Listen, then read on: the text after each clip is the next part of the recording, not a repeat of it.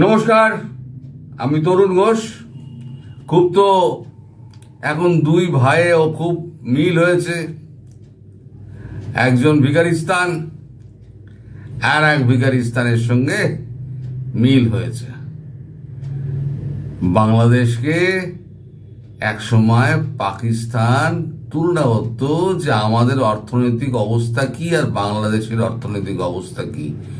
ওরা 71 সালে স্বাধীনতার যুদ্ধে আমাদের পরাস্ত করে একটা জাতি, তারা এই উন্নতির শিখরে চলে গেল, আমরা কেন পারলাম না? পাকিস্তানের ইউটিউবাররা না, তারা এখন সাংবাদিকরা একেবারে সোচ্চার হয়ে থাকতো প্রতিটা ক্ষেত্রে এই একটা জিনিসে।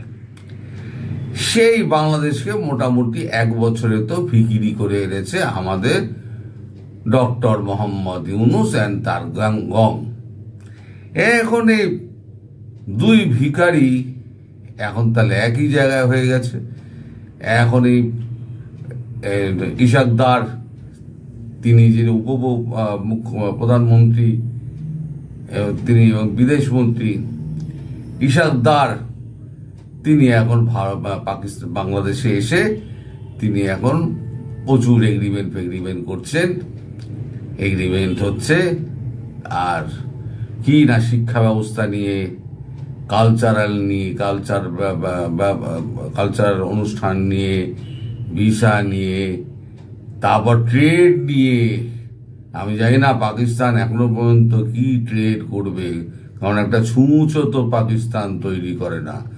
বাংলাদেশ তো বস্ত্র শিল্পটা তৈরি করে, কিন্তু এদের তো বস্ত্র শিল্প কেন, এদের টেলিভিশন অনেক জিনিসপত্র এদের নিজের দেশে তৈরি হয়। যথেষ্ট উন্নত ছিল বাংলাদেশ পাকিস্তান থেকে।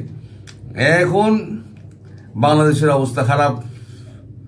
আর बिछड़े हुए दो भाई मेले में बिछड़े हुए दोनों भाई मिल गए आपस में, চালাও পড়তি। এখন প্রচুর সব লেনদেনের ব্যাপার হচ্ছে। আপনারা তো এই খবর দেখছেন, কিন্তু আসল খবর কি আপনারা জানেন? আসল খবর হচ্ছে ডক্টর মোহাম্মদ ইউনূসের সঙ্গে গতকালকে যখন বৈঠক হয়েছে 1 to 1, সেখানে ইশাক দার তিনি প্রস্তাব দিয়েছেন যে আমরা আপনাদেরকে মিসাইল সাপ্লাই করব। হ্যাঁ, উইথ ব্যাটারি মিসাইল সাপ্লাই করবে বাংলাদেশকে। ডক্টর ইউনূস তো একেবারে বুঝে গেছে আমাদের হাতে মিসাইল আসবে। আরে বাপরে, তারপরে তো দারুণ অবস্থা। কিন্তু ইশাক দার বলেছে খবরটা এখন চেপে রাখবেন, কেননা চারিদিকে প্রচুর লোকজন ঘুরে বেড়াচ্ছে। যদি এই খবর প্রকাশ হয় তাহলে পরে আমরা খুব মুশকিলে পড়ে যাব। কিন্তু আমাদের মিলিটারি ইন্টেলিজেন্স তার সবসময় কান পেতে রয়েছে, সবসময় লাইন ট্যাপিং হচ্ছে। সে সবার লাইন ট্যাপিং হয়।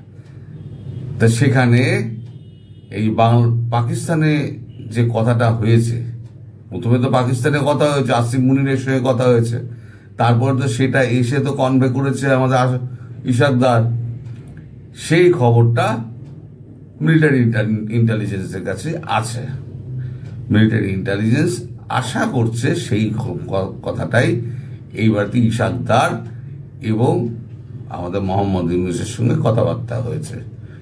এখন ঘড়ি আসবে না গজনবী আসবে এসে তা তো আমি জানি না, তবে মিসাইল উইথ ব্যাটারি বাংলাদেশের মধ্যে ঢুকছে। বাংলাদেশের জামাতি আর হিজবুদ্দিদের এবার স্বপ্ন পূরণ হবে, আর ভারতেরও স্বপ্ন পূরণ হবে। ভারত তো চাইছে যে একটা কিছু কর, আমার ঢোকার একটা সুযোগ করে দে, তাই মিসাইল টিসাইলগুলো নিয়ে 2-1 ফায়ার টায়ার কর। আমাদের তো সর্বত্র একেবারে সীমান্তবর্তী যত এলাকা রয়েছে সব তো এডি সিস্টেমে মুড়ে দেওয়া হয়েছে পাকিস্তানের মতো। একটাও তো মাটিতে পড়বে না, সব চতুস্তরীয় এডি সিস্টেম আছে, একটাও মাটিতে পড়বে না। কিন্তু বাংলাদেশকে মার খাওয়াবে। 71-এর যে প্রতিশোধটা না, সেটা এইভাবে বাংলাদেশের ওপর থেকে তোলার প্ল্যান হচ্ছে। সেটা মোহাম্মদ ইউনূসও বুঝছেন না, আর মোহাম্মদ ইউনূসের গ্যাংও বুঝছে না।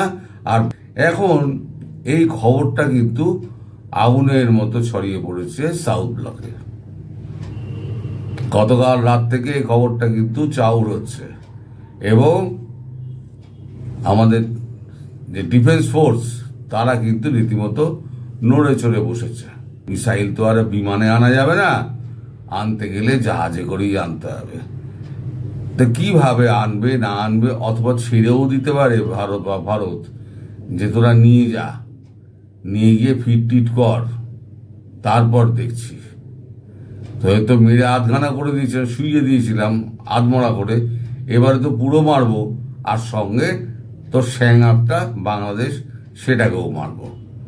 তো এই হচ্ছে আপনাদের আসল খবর। আর আপনাদের সামনে যেগুলো হচ্ছে না, এর সঙ্গে মিট করছে, ওর সঙ্গে মিট করছে, এই 6 দফা সমস্ত এই চুক্তি হচ্ছে, এই সমস্ত হচ্ছে আইওয়াস।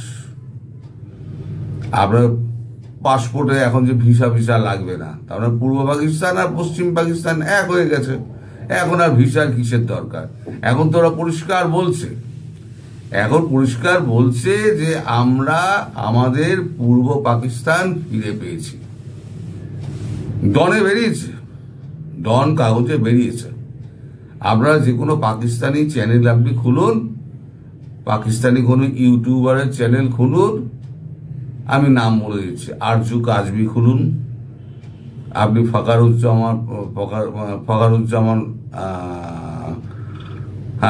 ফখরুজ্জামানের চ্যানেল খুলুন, এরকম অনেক আছে তাদের চ্যানেল একটা একটা করে।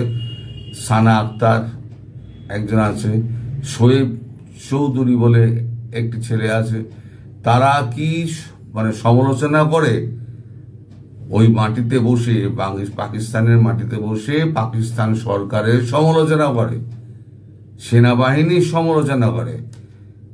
আমি কালকে বলেছিলাম না, তাদের ওপরে কিছু হয় না, যত হয় হচ্ছে গিয়ে এইখানেই বাংলাদেশে।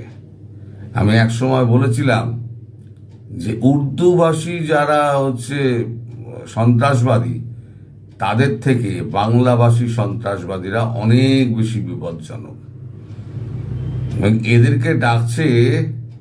এদেরকে পাকিস্তান ডাকছে যে এসো তোমরা এখানে পড়াশুনো করবে। এবার ওখানে গিয়ে যে টিটিপি মানে এগুলো রয়েছে, তাদের থেকে আরো ভয়ঙ্কর সমস্ত কাজকর্ম সমস্ত শিখবে, আর তাদেরও শেখাবে। উন্নততর ট্রেনিং নিয়ে আবার বাংলাদেশে ফিরে আসার এদের পরিকল্পনা। কারণ পাকিস্তানে এমন শিক্ষা ব্যবস্থা নেই যেটা বাংলাদেশের থেকে উন্নত, এরকম কোনো শিক্ষা ব্যবস্থা নেই, এরকম কোনো চিকিৎসা ব্যবস্থা নেই। তো যাই হোক, মানুষকে ভুল বুঝিয়ে যা যা করার এরা করে যাচ্ছে। কিন্তু আসল খবরটা হলো যে মিসাইল আসছে আপনাদের দেশে। গাজী আসবে না গজনবী আসবে তা বলতে পারবো না, তবে মিসাইল আসছে। আর একটা কথা হচ্ছে, 71-এর মুক্তিযুদ্ধের সময় যে ক্ষমা চাওয়ার ব্যাপারটা ছিল, ওরা বলেছে আমরা ক্ষমা চাইবো না, একবার তো আমরা বলে দিয়েছি ক্ষমা, আমরা ভুল করেছি, আর বলবো না। তা সরকার বলেছে, বাংলাদেশ সরকার বলেছে না, আমাদের বলতে হবে পরিষ্কার, ক্ষমা চাওয়ার নিয়মটা অন্য। ক্ষমা আপনাকে পরিষ্কার বলতে হবে যে আমি ভুল করেছি, এই ভুলের জন্য আমাদেরকে নিঃশর্তভাবে ক্ষমা করে দিন। আর হচ্ছে পাওনা টাকা কিসের? 1971 সালে না 70 সালে যে ঝঞ্ঝা বিধ্বস্ত হয়েছিল বাংলাদেশ, সেই সময় বাংলাদেশ একেবারে ডুবে গিয়েছিল। তখন বিদেশ থেকে 470 মিলিয়ন টাকা নিয়ে এসছে সেই সময়তে। সেই টাকাটা তারপরে দেশভাগ হলো, দেশভাগ হওয়ার পর সেই টাকাটা পুরো ছেড়ে দিয়েছে। শুধু ওটা নয়, পাকিস্তানের চ্যানেলে এটাও আলোচনা হচ্ছে, চোর শুধু বাংলাদেশের ওই টাকা ঝাড়েনি, যত প্রভিডেন্ট ফান্ড গ্র্যাচুইটি যত আছে, এই যে যারা বাংলাদেশের কাজ করতো, সরকারি কাজকর্ম করতো, যখন ভাগ হয়ে গেল, তাদের বাংলাদেশে যারা চাকরিজীবী যারা ছিলেন, সেই চাকরিজীবীদের প্রভিডেন্ট ফান্ড গ্র্যাচুইটির কয়েক বিলিয়ন টাকা পাকিস্তান সরকার মেরে দিয়েছে, আজ পর্যন্ত দেয়নি। এইরকম একটা চিটিংবাজের সঙ্গে আপনারা আবার 6 দফা আপনারা আবার এগ্রিমেন্ট করছেন। খেলা দেখালেন মশাই আপনারা। বিশ্ব এতে ইতিহাসে আপনাদের মতো দুটো দেশ দেখা যাবে না, দুটো ভিকারিস্তান এক হয়ে গিয়ে একে অপরের পিঠ চাপড়াচ্ছে, একে অপরের পিঠে চাপড় মারছে আর বলছে তু আচ্ছা হ্যায় তু মেরা আচ্ছা দোস্ত হ্যায়। এই চলছে। যাই হোক, সবাইকে সাবধান করে দিলাম। আপনারা খুব শিগগিরই মিসাইল দেখতে পাবেন আপনাদের দেশে ঢুকছে উইথ ব্যাটারি বলতে গাড়ি সহ যে মিসাইলগুলো, যেগুলো এখান থেকে ওখানে নিয়ে যাওয়া যায়। 7 সিস্টারে নিয়ে যেতে হবে তো, তা 7 সিস্টার নিয়ে কাঁধে করে তো আর নিয়ে যাবে না, গাড়ি করে নিয়ে যেতে হবে, সেগুলোকে বলে ব্যাটারি। যাই হোক, আপনারা সব প্রস্তুত থাকুন ওসব দেখার জন্য, এবং আপনারা নিউজ টিউজ করবেন যে বাংলাদেশ হাতে এখন মিসাইল পেয়েছে। তারপরে তার উপরে ওভারহেড লাগানোর গল্প হবে, নিউক্লিয়ার ওভারহেড লাগানোর গল্প হবে, গল্প অনেক গল্প রচিত বাকি আছে। আপনারা এখন শুধু দেখতে থাকুন, ভারতও দেখতে থাকছে। চলো দেখি তোমাদের দৌড় কত দূর আর ভারতের দৌড় কত দূর। সবাই ভালো থাকবেন, সুস্থ থাকবেন এবং সাবধানে থাকবেন। নমস্কার।